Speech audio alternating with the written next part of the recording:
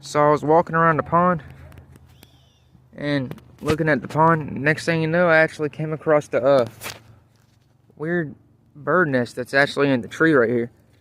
I thought it was a hornet's nest at first, but it turns out there's actually eggs in there. I ain't never seen nothing like it. Check that out.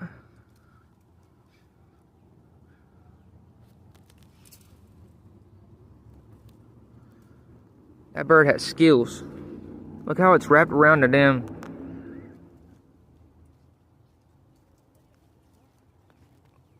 tree like that. That's fucking crazy.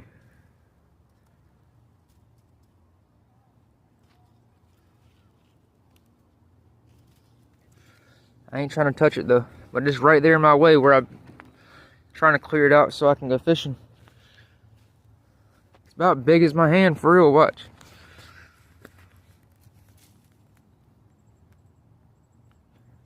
Damn, that's fucking wild.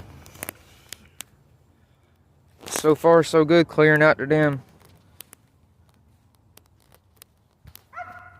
grassy shit in the pond.